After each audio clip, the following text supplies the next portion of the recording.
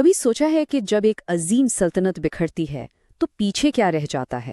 تو آج ہم چلتے ہیں جنوبی ایشیا کے اس دور میں جب موریہ سلطنت کے زوال نے مشرق اور مغرب کے درمیان تہذیبوں کے ٹکراؤ اور ملاپ کا ایک بالکل نیا ہی باب کھول دیا۔ آئیے دیکھتے ہیں کہ اقتدار کی اسی خلا نے کیسے تاریخ کے ایک سب سے حیرت انگیز ثقافتی امتزاج کی بنیاد رکھی۔ تو ہوا یوں کہ جب طاقتور موریہ سلطنت کا سورج غروب ہوا تو برصغیر کا شمال مغربی حصہ یعنی آج کا پاکستان نئے حکمرانوں اور آپ کہہ لیں انقلابی خیالات کے لیے ایک کھلا میدان بن گیا۔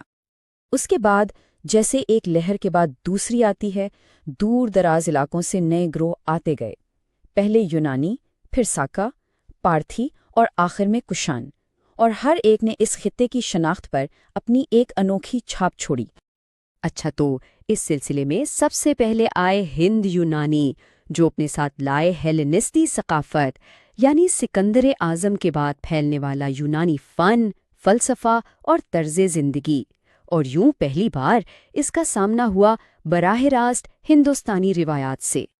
لیکن یہ صرف ایک فوجی فتح نہیں تھی، دراصل یہ ایک ایسے گہرے ثقافتی تبادلے کا آغاز تھا جو تاریخ کا دھارا بدلنے والا تھا۔ اور اس ملاپ کی سب سے بہترین مثال ان کے سکے ہیں۔ ذرا دیکھیے، ایک طرف یونانی دیوتاؤں کی تصویریں تو دوسری طرف مقامی بدھ اور ہندو علامتیں۔ یہ صرف دھات کے ٹکڑے نہیں بلکہ دو دنیاؤں کے سنگم کی جیتی جاگتی کہانی ہے۔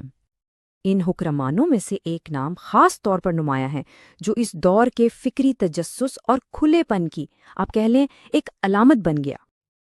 ان کا بدھ راہب ناگ سین کے ساتھ ایک گہرا فلسفیانہ مکالمہ ملند پہنا نامی کتاب میں ہمیشہ کے لیے محفوظ ہو گیا۔ یہ محض ایک گفتگو نہیں تھی بلکہ اس بات کا ثبوت تھا کہ ایک فاتح بادشاہ علم کے سامنے جھکنے اور سیکھنے کو تیار تھا، جو ان دو ثقافتوں کے درمیان گہرے باہمی احترام کو ظاہر کرتا ہے۔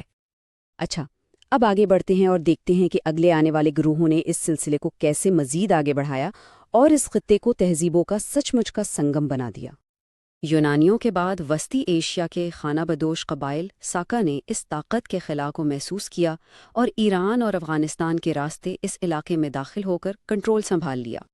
شاہراہ ریشم پر کنٹرول حاصل کرنا یہ ان کا سب سے بڑا کارنامہ تھا۔ اس ایک قدم نے آپ سمجھیں کہ اس خطے کی قسمت ہی بدل دی اور اسے مشرق اور مغرب کے درمیان ایک دھڑکتے ہوئے تجارتی مرکز میں تبدیل کر دیا۔ سکاؤں کے بعد ایران سے آنے والے پارتھیوں نے بھی اسی رواداری کی روایت کو آگے بڑھایا۔ انہوں نے ایک ایسا ماحول قائم رکھا جہاں مختلف عقائد اور مذاہب ایک دوسرے کے ساتھ امن سے رہ سکتے تھے۔ یہ روایت اس بات کی ایک زبردست مثال ہے کہ یہ خطہ اس دور میں کتنا کثیر الثقافتی اور مذہبی طور پر روادار بن چکا تھا، جہاں دور دراز سے آنے والے مبلغین کا بھی خیر مقدم کیا جاتا تھا۔ اور پھر وہ دور آیا جب یہ ثقافتی امتزاج کا عمل اپنے عروج پر پہنچا، یعنی طاقتور کشان سلطنت کا قیام۔ کنشک نہ صرف ایک طاقتور حکمران تھے بلکہ بدھ مت کے ایک عظیم سرپرست بھی تھے۔ انہوں نے بدھ مت کو سرکاری مذہب کا درجہ دیا، جس نے اس خطے میں اس کے پھیلاؤ کو نئی بلندیوں پر پہنچا دیا اور تاریخ پر گہرا اثر ڈالا۔ اور یہی وہ دور تھا جس نے کشانوں کی سب سے عظیم میراث کو جنم دیا، گندھارا آرٹ۔ یہ وہ فن تھا جہاں مغربی حقیقت پسندی اور مشرقی روحانیت ایک دوسرے میں ایسے گھل مل گئیں جیسے وہ ہمیشہ سے ایک ہی ہوں۔ ان مجسموں کے چہرے اور لباس تو مغربی ہیں، لیکن ان کی روح وہ مکمل طور پر مشرقی ہے۔ اسی فن نے پہلی بار بدھا کو انسانی شکل میں پیش کیا، ایک ایسا تصور جس نے بدھ آرٹ کو ہمیشہ کے لیے بدل کر رکھ دیا۔ یہ طاقتور فنی انداز صرف اس خطے تک ہی محدود نہیں رہا، یہ شاہراہ ریشم کے ذریعے پورے ایشیا میں پھیل گیا اور آنے والی صدیوں تک چین، کوریا اور جاپان میں بدھ آرٹ کی شکل و صورت کو متعین کرتا رہا۔ تو آخر اس سب کی اہمیت کیا ہے؟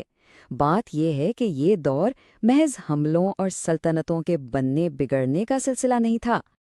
4 صدیوں سے زیادہ عرصے تک یہ خطہ ایک ایسی متحرک تجربہ گاہ بنا رہا جہاں مشرق اور مغرب کے نظریات، مذاہب اور فنون ایک دوسرے سے ٹکرائے، ملے اور ایک بالکل نئی شکل میں ڈھل گئے۔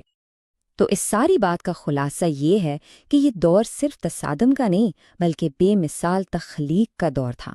خیالات کا تبادلہ ہوا، تجارت بڑھی اور ایک ایسا فن پیدا ہوا جو آج بھی دنیا کو حیران کرتا ہے۔